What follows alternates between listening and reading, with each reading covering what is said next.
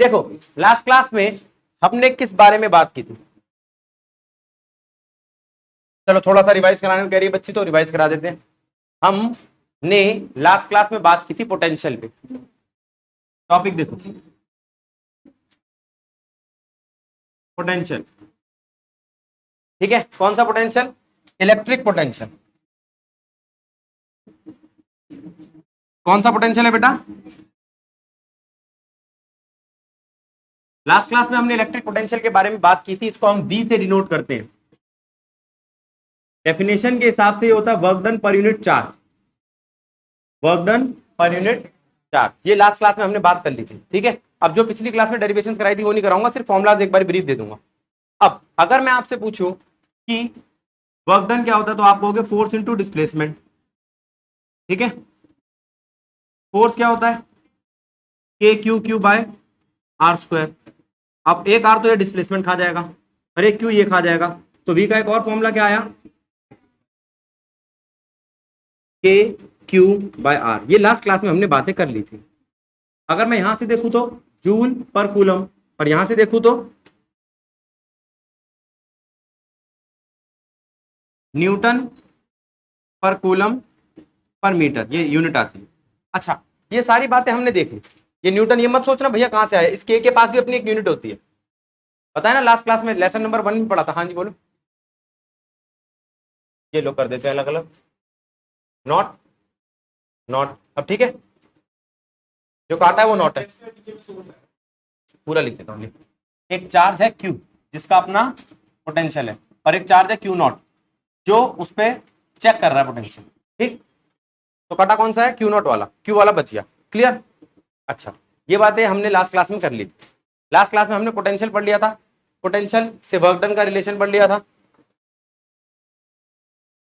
अब बारी आती है डाइपोल की। अब देखना जरा, ये एक डाइपोल है, सारे बच्चे ध्यान देंगे।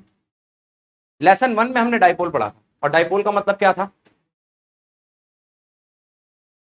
ऐसे दो चार्जेस का सेट, ऐसे दो चार्जेस का सेट जो साइन में ऑपोजिट हो, मैग्नीट्यूड में सिमिलर। तो ये साइन में ऑपोजिट है, इनका मैग्नीट्यूड, इनके बीच का डिस्टेंस 2a, इनको सेंटर से मेजर किया जाता है। अब मैं सेंटर से इन्हें कैसा मेजर कर सकता हूं? या तो इनके एक्सिस पे,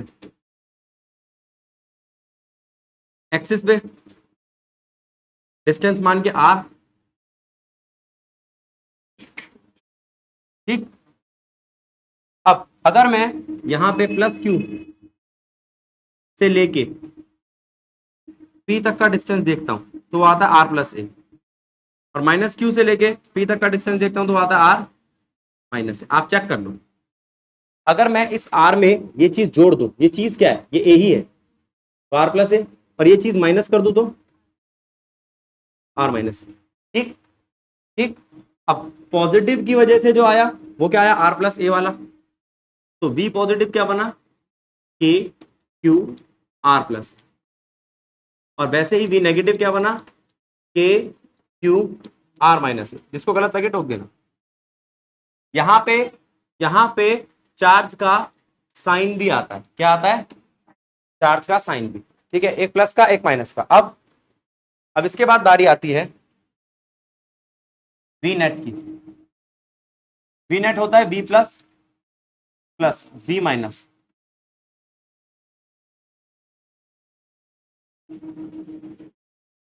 अब क्या करें? अब अगर इन दोनों को हम देखें तो वैल्यू आती है k बाहर, q बाहर, 1 r प्लस ए माइनस 1 r माइनस। नीचे तो दिखाई देगा एक आइडेंटिटी लग रही है r स्क्वायर माइनस ए का होल स्क्वायर, ऊपर r माइनस ए माइनस r प्लस ए।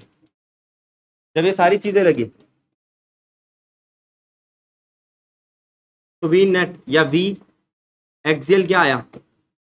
के क्यू, आर आर कट गए, ए इसको हम पी कह सकते हैं। डाइपोल जो मैंने अभी आपको बताया था उसका डाइपोल मोमेंट होता है, वो होता है क्यू इंटू टू ए, इसको ध्यान रखना, ठीक है।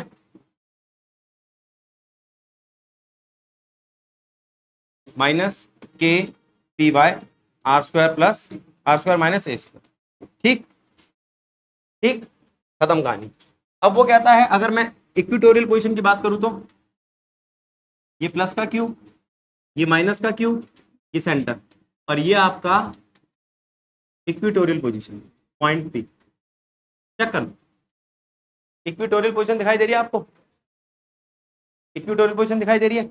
यहां पर ये ए है, ये आर है, तो ये होगा under root a square plus r square.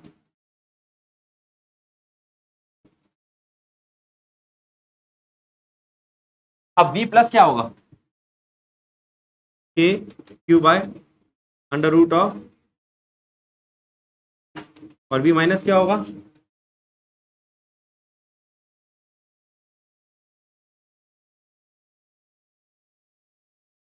अगर मैं इन दोनों को जोड़ दूं तो जवाब 0 आएगा।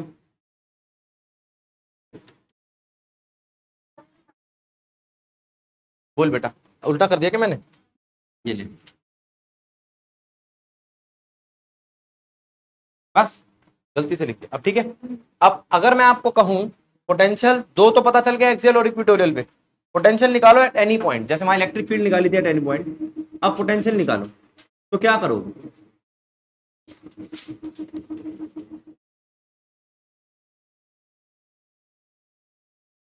एक सीधी लाइन चली गई, देखो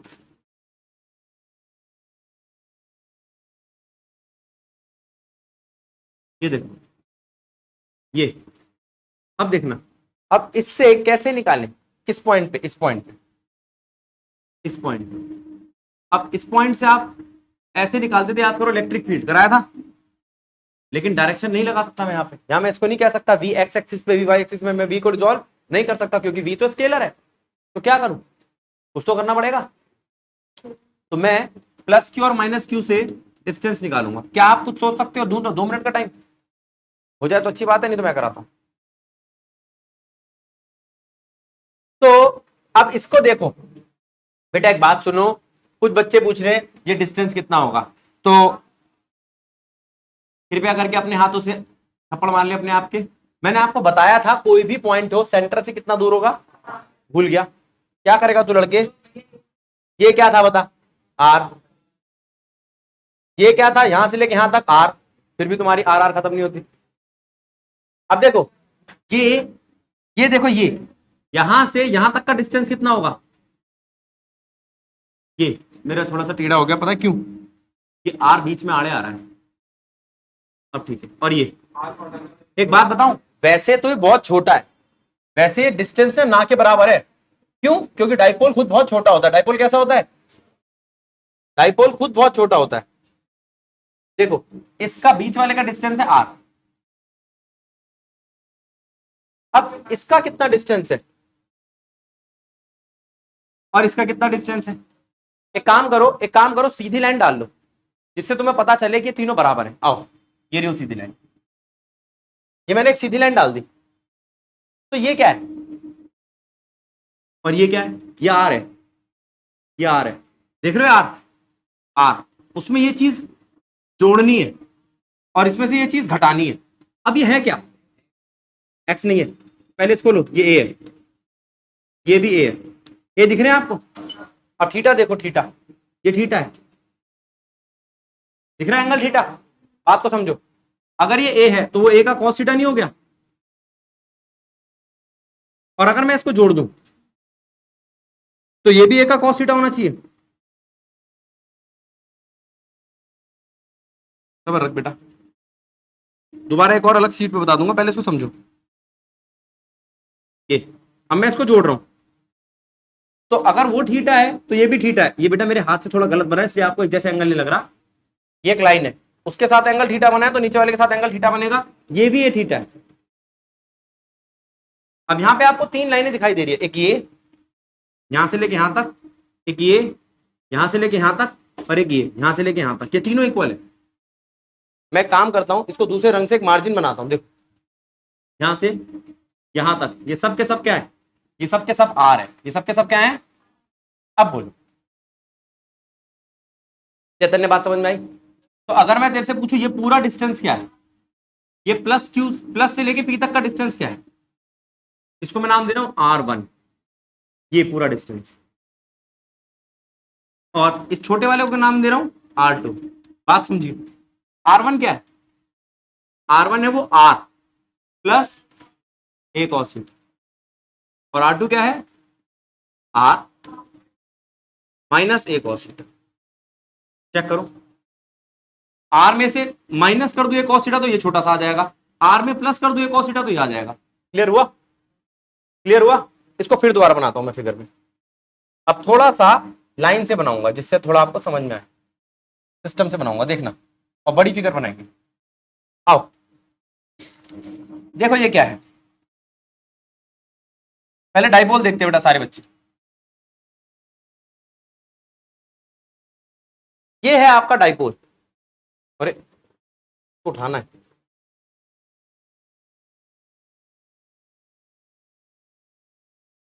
ये देखो, चेक करो डाइपोल दिख रहा है आपको, डाइपोल पे प्लस क्यू और माइनस क्यू देखो,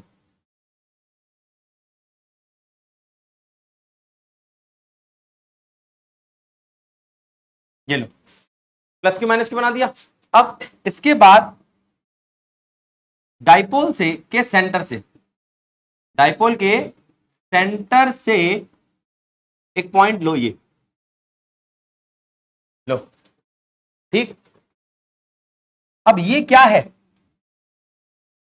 ये है पी पॉइंट तक का डिस्टेंस, ये रहा पी पॉइंट, समझो इस बात को, अब क्लियर है। अब मैं आपसे कहता हूं कि ये क्या है, ये चलो इसको भी इससे बना देते हैं लाइन से, ये क्या है, ये पिंक कलर वाली चीज क्या है,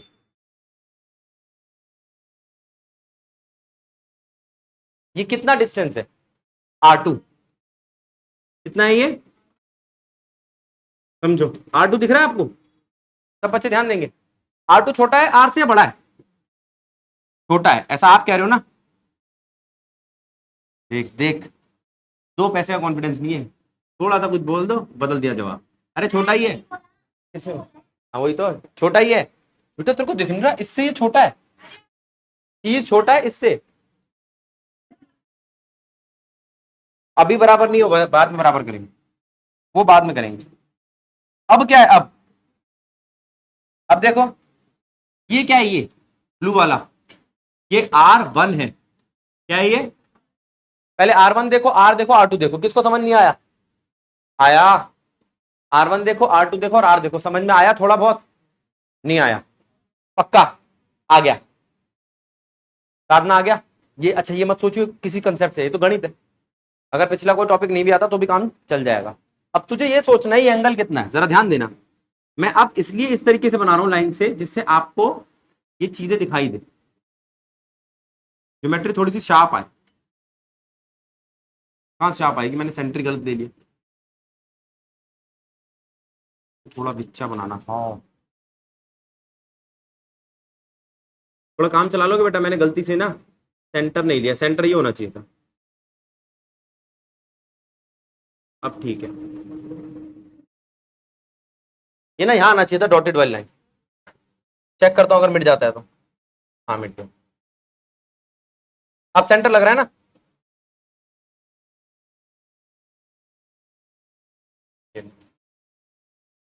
मेरे हाथ से उतना परफेक्ट बन नहीं रहा है बेटा, बिल्कुल सेंटर में आना चाहिए वैसे इसको, जिससे मैं तुम्हें एंगल दिखा सकूं कि एंगल कितने ज्यादा प्रिसाइज है, ये अब देखो, अब इसके बाद फिर से इसको बढ़ाते, बढ़ा दिया। अब जरा ध्यान दो, इस फिगर के अंदर क्या क्या चीजें हैं, जरा ध्यान देना मेरी बात को बेटा, बातें नहीं, इस फिगर में ये क्या है, ये एंगल थीटा, ये क्या है, ये भी एंगल थीटा है, दोनों एंगल थीटा है, अच्छा ये क्या है, ये डिस्टेंस, ये ए है, ये भी ए है, तो थीटा वाली साइड क्या बन जाती है, रिजॉल्व करने पर बनती है, ये क्या बन जाएगी? गलत लगे तो टोको, बोलो। क्लियर?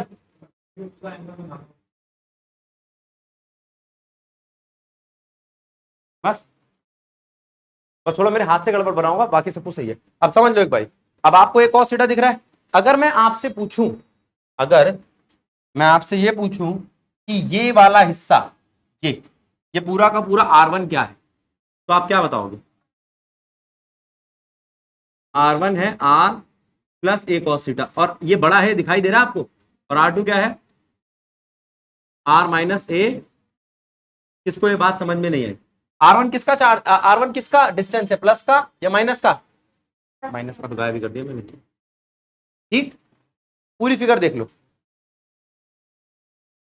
सानिया, ये बात समझ में आई? पक्का? अब हम बात कर रहे हैं किस चीज की?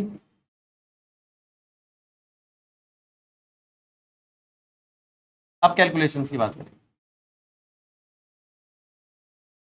चलिए, अब फिगर देखो, और फिगर में ये देखो कि v प्लस क्या होना चाहिए, v plus k q by r plus a cos theta, और दूसरा माइनस क्यू आएगा। Very good, r minus a cos theta, बिल्कुल सही बेटा। अब क्या चाहते हो आप? ऐड करना, नेट निकालना है मुझे तो। v नेट क्या आएगा? के क्यू कॉमन अंदर,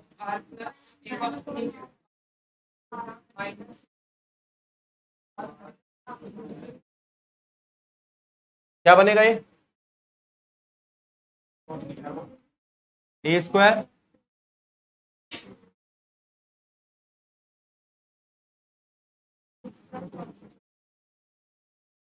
माइनस ए स्क्वायर, ये ठीक लिखा है। और ऊपर क्या बन जाएगा? R minus a cos theta minus r plus a cos theta पे ब्रैकेट। क्या कट रहा है? आर कट रहा है, माइनस 2 ए कॉस थीटा बच रहा है, माइनस के क्यू 2 ए कॉस थीटा। गलत लगे तो टोको। ठीक, ये v नेट है और एट एनी पॉइंट है। अच्छा, एट एनी पॉइंट है तो इसका मतलब ये एक्सियल और इक्वेटोरियल भी समझाए तो ठीक मानूंगा मैं। ये एक्सियल भी समझाए, इक्वेटोरियल, क्योंकि वो दोनों भी एनी पॉइंट में आते हैं, एक्सियल और इक्वेटोरियल भी। तो मैंने कहा भाई यहां से तो मुझे दिख गया माइनस का के, ये p होता है, अभी थोड़ी देर पहले बताया था, p cos theta divided by r square minus a square cos square theta. ठीक, इसको पकड़ लो और वैल्यू रखनी चालू कर दो। v net is equals to minus k p cos theta, नीचे क्या आएगा? अगर थीटा जीरो हो तो, थीटा जीरो कब होता है? एक्सियल पे। थीटा जीरो कब होता है? अगर थीटा जीरो हो तो एक्सियल, अगर थीटा जीरो हो तो एक्सियल, और जीरो होगा तो एक्सियल क्या बनेगा? तुम जानते हो कॉस जीरो क्या होता है? क्या यही था जो हमने पहले निकाला था? हाँ, और अगर थीटा 90 हो तो भाई कॉस 90 जीरो, तो वी इक्वेटोरियल क्या हो गया? तो बात ठीक है, ये तो हमारे जो पिछले 2 पॉइंट थे उनको भी प्रूव कर रहा है। इसका मतलब हमने जो कैलकुलेशन करी है वो। बेटा एक बार यहां पे टॉपिक का नाम और लिख लो, electric potential due to electric dipole at any point. करो, फिर आगे बढ़ते हैं।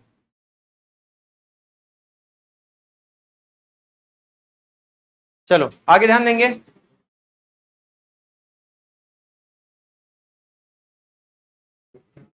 रिलेशन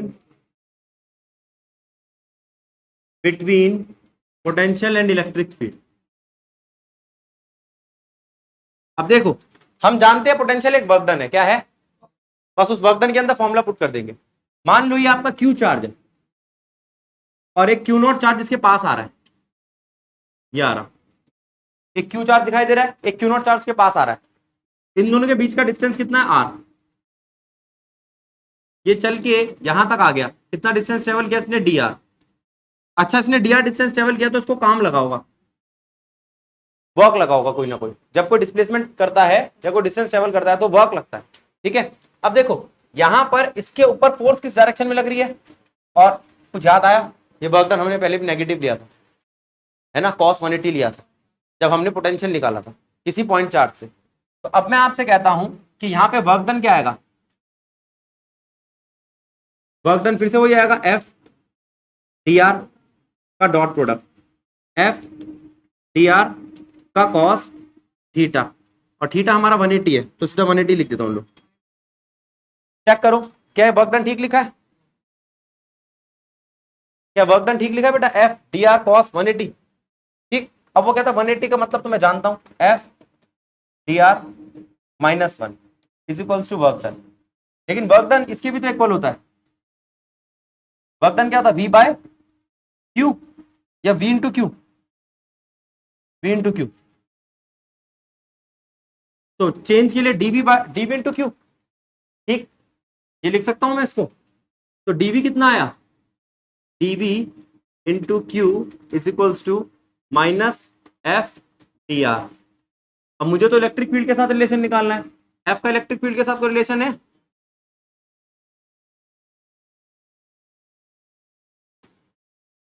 देखना क्या बना। तो यहां से इलेक्ट्रिक फील्ड क्या आ गई,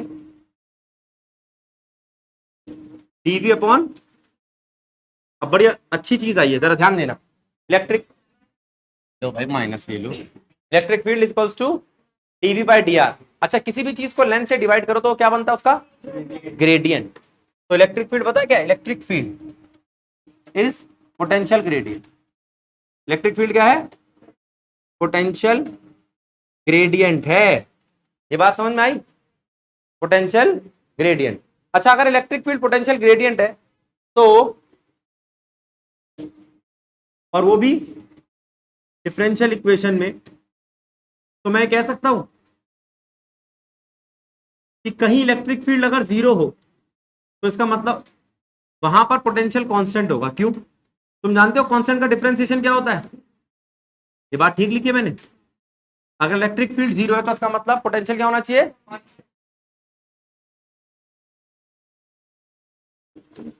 अब जरा ध्यान दो, मैं बात कर रहा हूं किसकी, होलो शेल की, खाली शेल, खाली शेल के अंदर चार्ज कितना होता है, इलेक्ट्रिक फील्ड कितनी होती है, पोटेंशियल कितना होना चाहिए, ये अलग बात, अंदर चार्ज जीरो है, इलेक्ट्रिक फील्ड जीरो है, इलेक्ट्रिक फील्ड जीरो है इस वजह से potential constant, electric field zero है इस वजह से, पहले इधर ध्यान दे, इलेक्ट्रिक फील्ड के हिसाब से, ठीक है, ठीक है, पोटेंशियल डिफरेंस जीरो होगा, ठीक है। अच्छा एक चीज और देख लो, पहले यहां तक बात समझ में आ गई। अब ये पोटेंशियल और पोटेंशियल डिफरेंस में क्या फर्क है, पोटेंशियल, अगर आप किसी चार्ज को इंफिनिटी से दैट पॉइंट तक ला रहे हो तो जो वर्क डन होगा, तो वो वर्क डन होगा पोटेंशियल, ठीक, कैसा चार्ज होना चाहिए, यूनिट पॉजिटिव, और पोटेंशियल डिफरेंस क्या है, अगर आप किसी चार्ज को नोन पॉइंट से दूसरे नोन पॉइंट तक लेके जा रहे हो, एक पॉइंट ये रहा, एक पॉइंट ये रहा विद इन द फील्ड, तो यहां पे इसका वी होगा, यहां पे इसका वी भी होगा, और पोटेंशियल डिफरेंस क्या होगा, बस आओ इधर,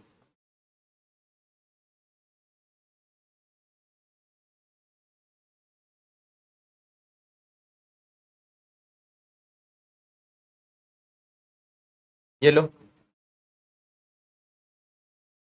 मैं किसी पॉइंट से उठा के यहां तक ला रहा हूं तो क्या लगेगा, और मैं अगर ए से बी तक लेके जा रहा हूं वो भी फील्ड के अंदर ही, तो पोटेंशियल डिफरेंस, तो क्या लगेगा, पोटेंशियल डिफरेंस। क्या ये बात समझ में आई, पक्का, अच्छा पोटेंशियल समझ में आ गया, पोटेंशियल डिफरेंस समझ में आ गया, किसी होलो शेल के अंदर कैसे काम करता है पोटेंशियल ये समझ में आ गया। अब जरा इधर ध्यान दो, अब मैं आपसे एक चीज पूछ रहा हूं, क्या हमने पहले कभी इलेक्ट्रिक फील्ड निकाली थी होलो शेल में? ये होलो शेल है, इस होलो शेल के अंदर चार्ज नहीं है तो इलेक्ट्रिक फील्ड भी नहीं है। सरफेस पे जाके चार्ज है तो इलेक्ट्रिक फील्ड भी वहीं होगी, हाँ, और उससे दूर जाओगे तो भी होगी। तो अगर कोई तुमसे पूछे इलेक्ट्रिक फील्ड इनसाइड कितनी है, इलेक्ट्रिक फील्ड सरफेस पे कितनी है, मैक्सिमम, और इलेक्ट्रिक फील्ड आउटसाइड कितनी है, दूर, जैसे जैसे दूर जाते होगे कम होती जाएगी। इनवर्स रिलेशन है आर के साथ। तो इसका ग्राफ क्या बनाया था हमने, देखना, पूरा ग्राफ बना रहा हूं मैं। पहले इलेक्ट्रिक फील्ड के लिए अंदर क्या है, जीरो, ये रेड वाला इलेक्ट्रिक फील्ड का है, जीरो। फिर एकदम से पीक पकड़ा जब आर बराबर आ गया सरफेस के। फिर क्या ये करा था हमने, बस। अब मैं पेन बदल रहा हूं और देखो, मैं बात करूंगा पोटेंशियल की। अंदर पोटेंशियल कितना है, सरफेस पे पोटेंशियल कितना है, के क्यू बाय आर, और आउटसाइड कितना है, के क्यू बाय छोटा आर। तो ग्राफ कैसा बनेगा, अंदर तो मैक्सिमम मतलब भरा पड़ा है, कांस्टेंट है, जब तक यहां ना आ जाए तब तक v कांस्टेंट है, ये v के लिए है, v कांस्टेंट, और फिर v inversely proportional to r। Parabolic नहीं बनाया मैंने, ठीक है। तो मैं ग्राफ किसके बना रहा हूं, v versus displacement, yellow colour से, और electric field versus displacement red colour से। तो अंदर इलेक्ट्रिक फील्ड जीरो है, दिखाई दे रहा है इस ग्राफ में, अंदर इलेक्ट्रिक फील्ड कांस्टेंट है, दिखाई, पोटेंशियल कांस्टेंट है, दिखाई दे रहा है इस ग्राफ में। दोनों के दोनों मैक्सिमम होते कहां पे, सरफेस पे, सरफेस के बाद गिरने लगता है जैसे जैसे दूर जाता है, ठीक। और इलेक्ट्रिक फील्ड का क्या रिलेशन है, इलेक्ट्रिक फील्ड का क्या रिलेशन है, v के साथ dv बाय डी आर, ठीक। अगर कोई ग्राफ बनाए इनका आर के साथ या डिस्प्लेसमेंट के साथ, तो इलेक्ट्रिक फील्ड डिस्प्लेसमेंट के साथ गिरती है, और v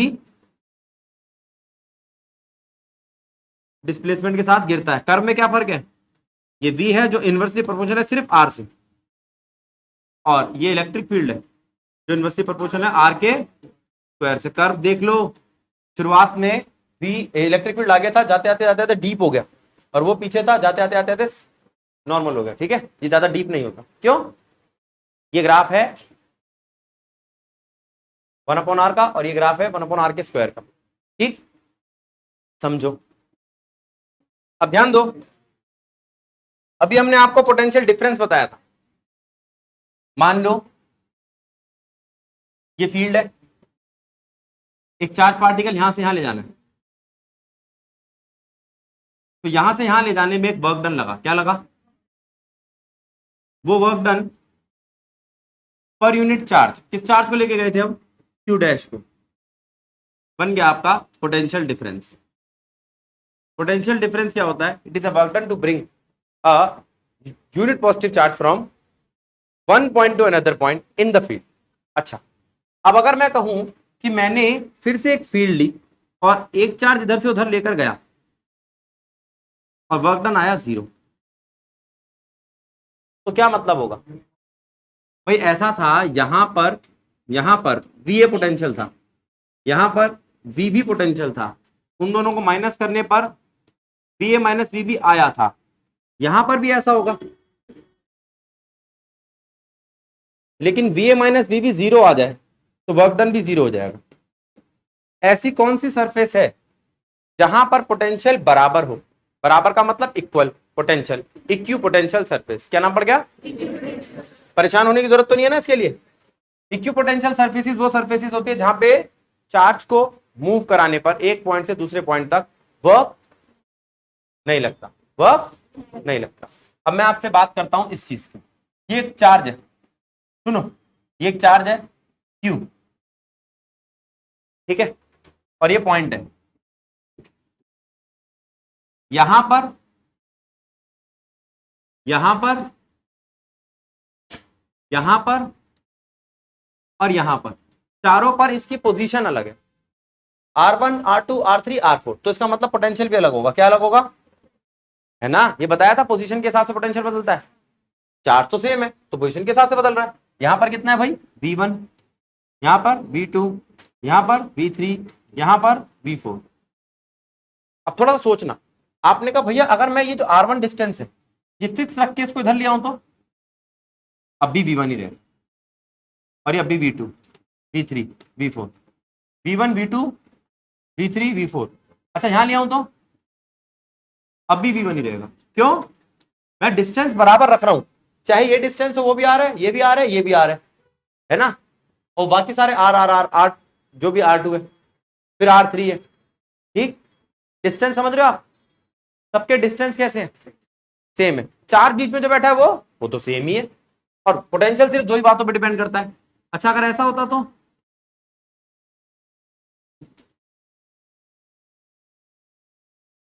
अब ये कौन सी सरफेस बन गई, ये ये और ये एक इक्यू पोटेंशियल सरफेस है।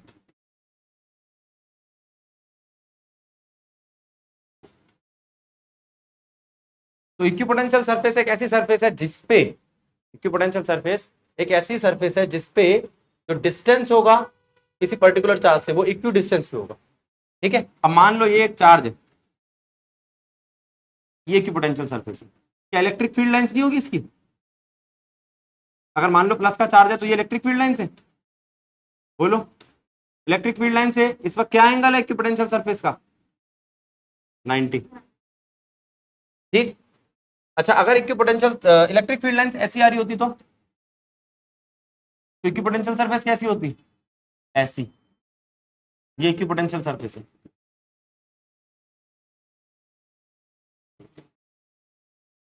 ये भी इक्विपोटेंशियल सरफेस, ये इलेक्ट्रिक फील्ड लाइंस है।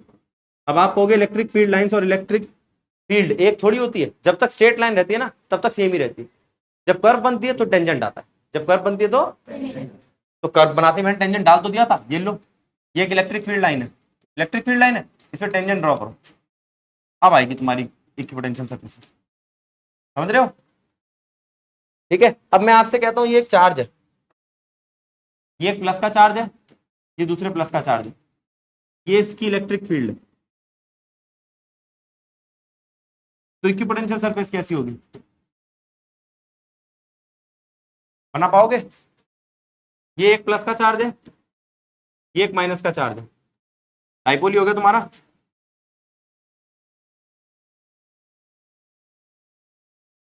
इक्विपोटेंशियल सरफेस बना पाओगे, ट्राई करो, नहीं होती तो मैं कराऊंगा। बनानी पता है कैसे है, अभी तो तुम्हें सिर्फ परपेंडिकुलर मिलेंगे, परपेंडिकुलर को जोड़ जोड़ कर वो सरफेस बना ली। ठीक, इसे कहते हैं इक्विपोटेंशियल सरफेस। इक्विपोटेंशियल सरफेस वो होती है जिसपे वर्क डन नहीं होता, सुनते रहो, इक्विपोटेंशियल सरफेस क्या होती है, वर्क डन जीरो हो, एक बात। दूसरी बात, इक्विपोटेंशियल सरफेस वो होती है जो इलेक्ट्रिक फील्ड से परपेंडिकुलर होती है। ठीक है, इक्विपोटेंशियल सरफेस पे जहां मर्जी चार्ज को आप घुमा फिरा लो पोटेंशियल कांस्टेंट ही रहता है, वर्क डन जीरो मतलब पोटेंशियल कांस्टेंट। अब ध्यान दो, यहां पे ये पॉजिटिव चार्ज है, ये इसकी इक्विपोटेंशियल सरफेस, इसकी इक्विपोटेंशियल सरफेस,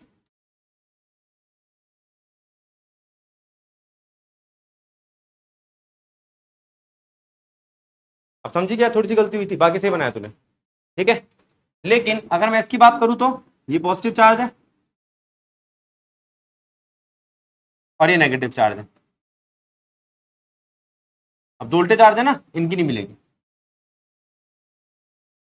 समझ लो क्वेश्चन आता है डाइपोल की इक्विपोटेंशियल सरफेस बनाओ और सिमिलर चार्जेस के पेयर की इक्विपोटेंशियल सरफेस बनाओ। अब देखो, अगर किसी पॉइंट चार्ज की बनानी हो तो अभी बताया था स्फेरिकल, कैसी होती है इक्विपोटेंशियल सरफेस, स्फेरिकल, ये मत बोल देना सर्कुलर, स्फेरिकल। अच्छा, और अगर कहीं दूर से आ रही हो तो इक्विपोटेंशियल सरफेस कैसी होती है, परपेंडिकुलर टू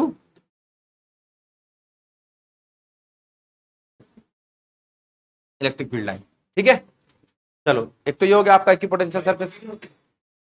डायपोल वो तो रहा। हाँ स्फीयर बनेंगे, बस ये ऐसे नहीं आएगा बड़ा वाला, ये नहीं आएगा, क्योंकि एक नहीं है ना चार्ज, दो अलग अलग है, उनकी इक्विपोटेंशियल सरफेस एक कैसी होगी, ठीक। हाँ ये चेक कर लो आप। देखो बेटा, आप इसको ऐसा और कर सकते हो, एक और चीज, ये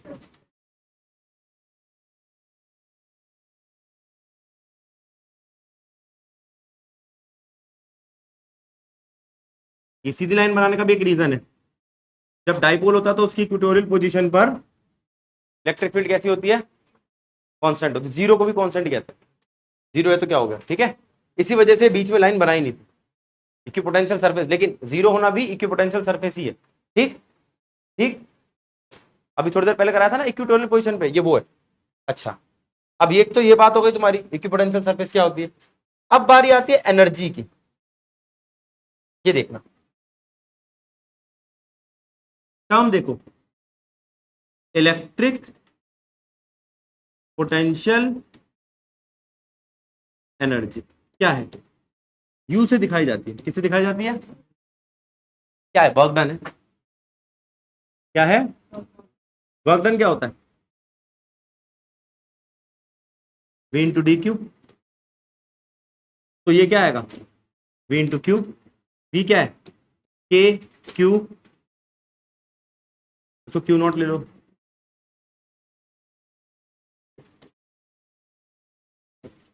ये आ गई आपकी यू।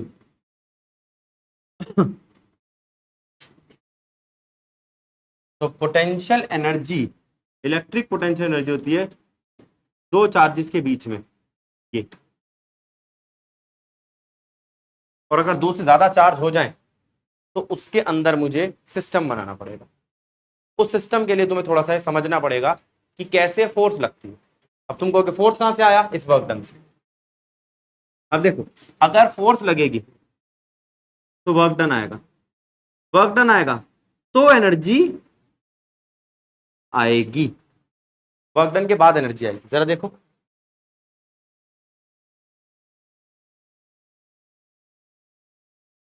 ये एक चार्ज है Q1, अभी अभी एक Q1 चार्ज आया, बताओ उस पर फोर्स कौन लगा रहा है, कोई नहीं लगा रहा, वर्क डन क्या हो रहा है, तो एनर्जी क्या होगी,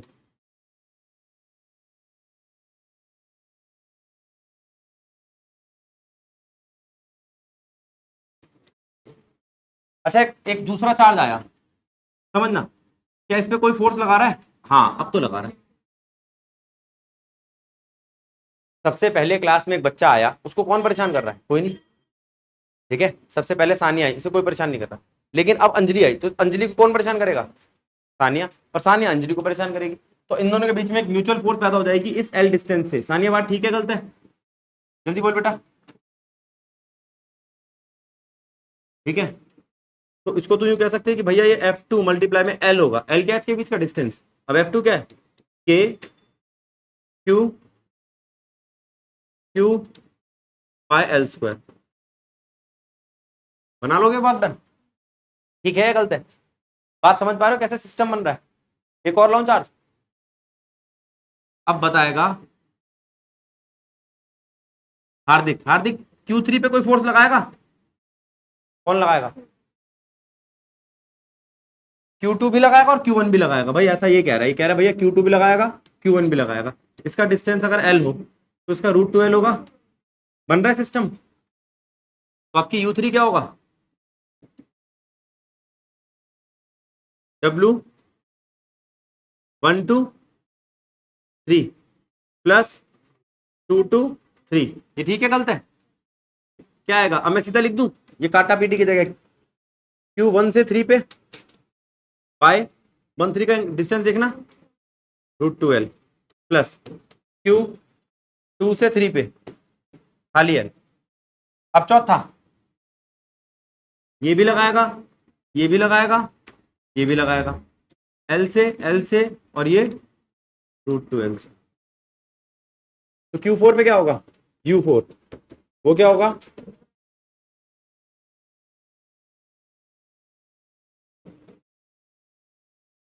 2 to 4,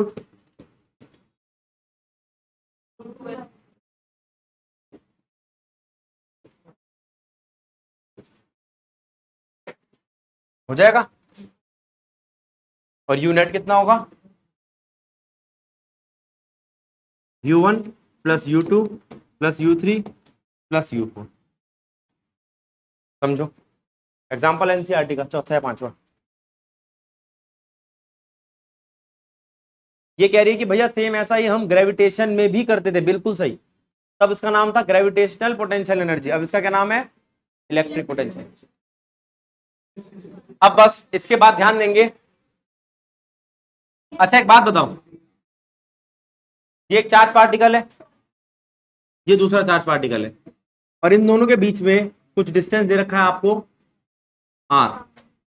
तो इस वक्त u क्या होगा?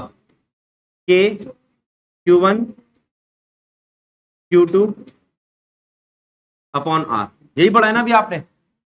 अब मैं कहता हूं, क्या कोई पोटेंशियल एनर्जी ऐसी भी लगेगी जो किस इस पे एक्सटर्नल फील्ड से लग रही हो? आओ एक्सटर्नल फील्ड पकड़ते, ये रे एक्सटर्नल फील्ड। ये इस एक्सटर्नल फील्ड के बारे में बस ये दे रखा है कि इलेक्ट्रिक फील्ड ई है। ऐसा कभी आए तो डिस्टेंस में समस्या आती है कि डिस्टेंस कहां से ले, सेंटर से। जब कोई चीज समझ जाए तो डिस्टेंस कहां से लोगे? तो अब ये r/2 का डिस्टेंस माना जाएगा, और r/2 के डिस्टेंस पे कौन रखी है? बाहर की फील्ड। इसके लिए अलग और इसके लिए अलग। अब फील्ड का कैसे हिसाब किताब बनाऊं? फील्ड से यू कैसे बनाऊं? जैसे आपने ये फॉर्मूला बनाया था वैसे ही आ जाओ। यू को मैं लिख सकता हूं, डब्ल्यू को क्या लिख सकता हूं?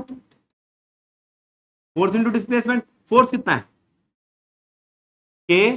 अब के क्यू क्यों लिखूं? क्योंकि मेरे पास तो इलेक्ट्रिक फील्ड है, ई क्यों नहीं लिख सकता इसको? अब बोलो, electric field into charge into r. अच्छा, अब इलेक्ट्रिक फील्ड में जानता हूं, हाँ क्वेश्चन ने दे रखी है चार्ज। अब अगर मुझे Q1 के लिए निकालना होगा तो Q1, और Q2 के लिए निकालना होगा तो Q2। अब ये क्या है? Q1, और ये क्या है? Q2, और ये क्या था? U1 to 2। तो U नेट क्या होगा? U1 plus U2 plus U। अच्छा, तो इलेक्ट्रिक फील्ड की वजह से, इलेक्ट्रिक फील्ड की वजह से, और चार्जेस की वजह से। बोल, लास्ट में क्या किया मतलब?